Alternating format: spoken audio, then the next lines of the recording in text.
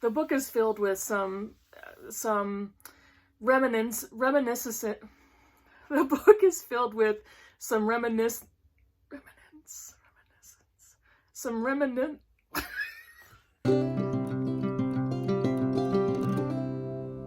Hi BookTube, it's Kim at K. Becker's Books. I am not a reader who follows the prizes, the prize list, but it does get me to notice different titles I may not have picked up on before. And if I see the prize announcement for any of the prizes, I'll take a look at the list and I'll take a look at the books and see if there are any that look interesting. For some of my friends or viewers who don't follow any of the prizes, what's the Booker Prize? Well, I'm going to tell you. So the Booker Prize was established in 1969, and it rewards the best novel of the year written in English and published in the United Kingdom. The prize is, let's see, £50,000 for the winner. And the shortlist authors, there are 6 books in the shortlist, so the other 5 get £2,500 in a check for them, and they get a designer-bound copy of their book. I'm reading off of the history of the Booker Prize online, and it says, fulfilling one of the objectives of the prize to encourage the widest possible readership for the best in literary fiction, the winner and the shortlisted authors now enjoy a dramatic increase in book sales worldwide.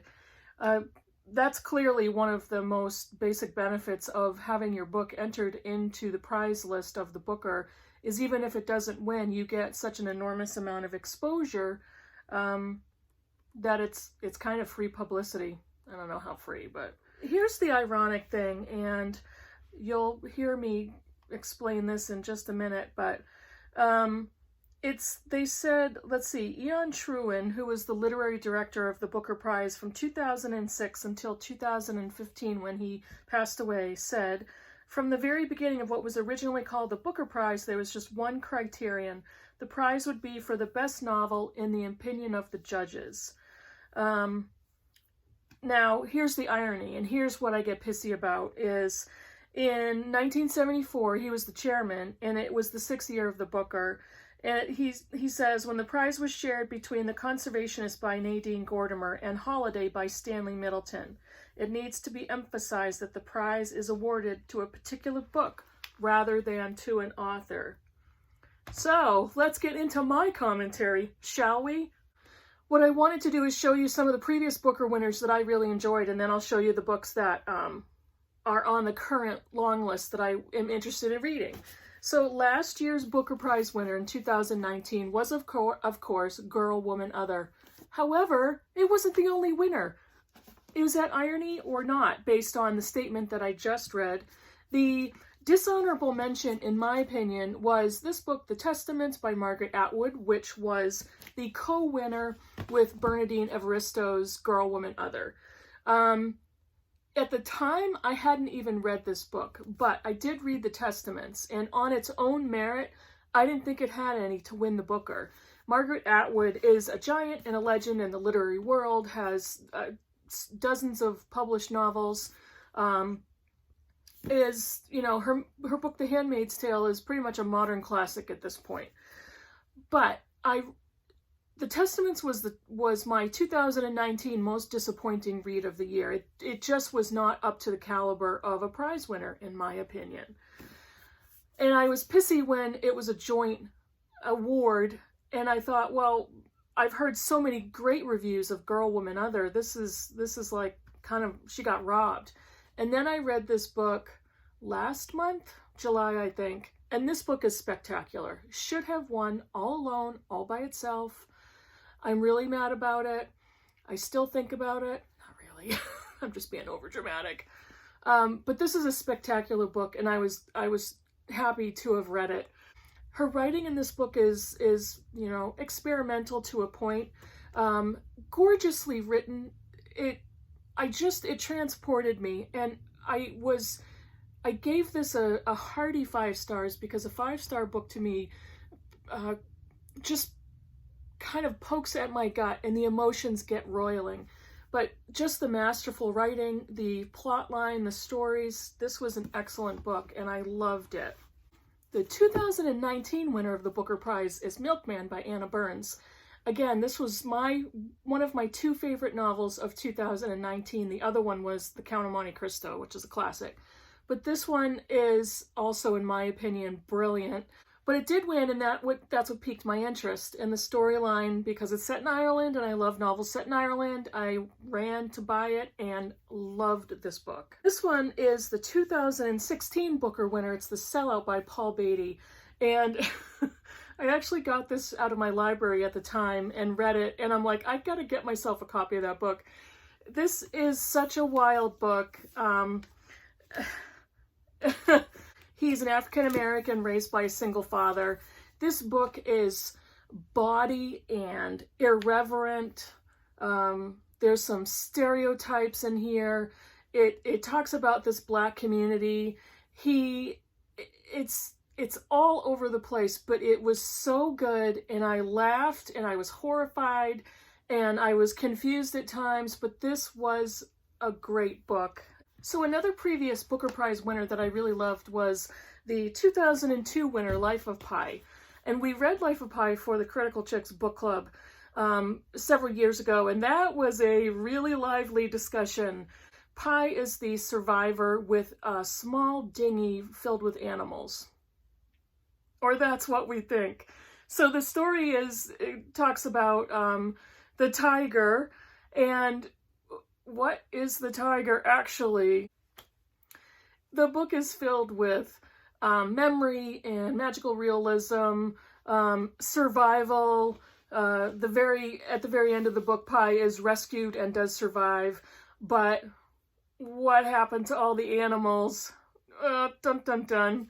What's the tiger? What does the tiger have to do with this story? It was such an interesting book, and we had, like I said, we had a really great discussion.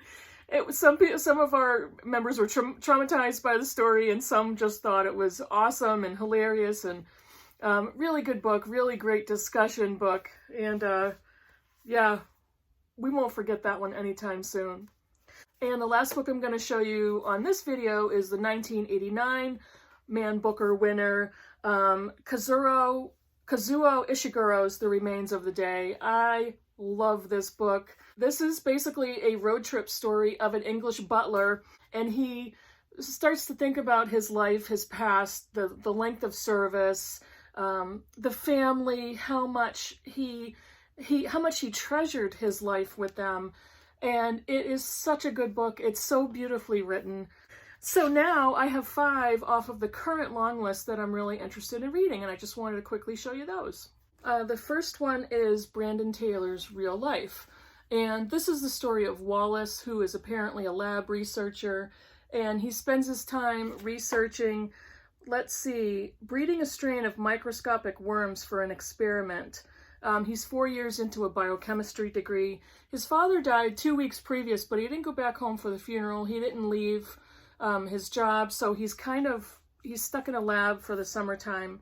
Over the course of one blustery end of summer weekend, things come to a head. The catastrophic contamination of his experiment and a series of intense confrontations force Wallace to grapple with the trauma of his past and the question of his future.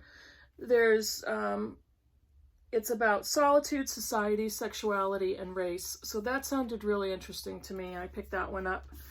The next one is Ann Tyler's Redhead by the Side of the Road. And really quickly, Micah Mortimer isn't the most polished person you'll ever meet. His numerous sisters and in-laws regard him oddly but very fondly, yet he has his ways and means of navigating the world. He's the type of guy who loves his isolation. He puts the sign of Tech Hermit on the top of his car. He likes an ordered, routine life scheduling. He wants to be alone, but a few characters break into that self-promoted isolation and just cause chaos in his sense of order. This one is Douglas Stewart's Shuggie Bane. And this was one of the ones that I think I put on my TBR long before it ended up on the long list for the Booker, that it looked really good. In the Glasgow of the early 80s, she dreamed of greater things, a house with its own front door, a life bought and paid for outright, like her perfect but false teeth. When her philandering husband up and leaves, she and her 3 children find themselves trapped in a mining town decimated by Thatcherism. As Agnes increasingly turns to alcohol for comfort, her children try their best to save her, yet one by one they abandon her in order to save themselves. It's her son Shuggy who holds out hope the longest. So this is the story of an alcoholic mother who decimates the family's finances. The family has nothing to eat, can't provide for themselves. 2 or 3 of the children abandon her, and it's the youngest, Shuggy Bain, who stays to try to create some sort of life. And he carries his own secrets, whether they're his sexual identity, but things that he keeps from his mother and his family. And I love the setting, I love the idea of the story, and that looked really good. This one is C. Pam Zhang's How Much of These Hills Are Gold. I love this cover. So this is basically a Western set in the Western United States during the gold rush. And these 2 children take their dead father's body, and they're roaming the Western countryside trying to find a place to bury him. That's about all I know so far. All of the reviews and the descriptions I've seen online sounded really good, and really loved that cover.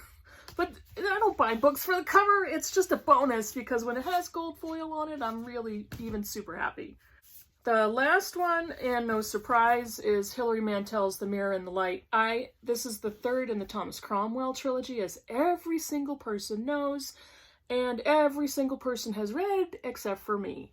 Now, I haven't read Wolf Hall or Bring Up the Bodies yet, but I will. The thing that I'm very cynical by nature. And the thing that I wonder with the books on this long list, there's 8 debuts, and then Hilary Mantel's The Mirror and the Light, and then other established authors. Why are there so many debuts? Possibly because those debuts, publisher wanted to get them exposure, so they would get the good publicity. Why are there so few established authors? Quite possibly because even though those books may be exceptional, maybe those publishers didn't want to put any other books up against The Mirror and the Light. Because to me, it seems like the deck is stacked for this one to win. The 2 previous books in the trilogy have both won the Booker. Is this gonna win? Will we have a dual winner? We better friggin' not, because that would just be, I think that would be catastrophic for the Booker Prize. And it would just destroy any credibility that prize has in the literary world. I can't imagine that ever happening again. There were rules, people. There were rules to protect against another dual winning year. So why it happened last year, I'll never know, because The Testaments was not the book to give the award to. I could keep going on this rant forever. I'm going to stop myself right here. So those are some previous winners that I really loved. There are 5 new long-listed books on this year's list that I really look forward to. Let me know. Let me know what you think of the Booker Prize. Let me know what you think about any book literary prizes. I'm interested to know about that too. So let me know what your thoughts are about book prizes and about these lists in particular. If you like any of the books I showed you, if you've read them already, let me know. If you haven't subscribed yet, please subscribe. I would love it if you did that. And thanks for watching. I'll see you in the next video. Bye.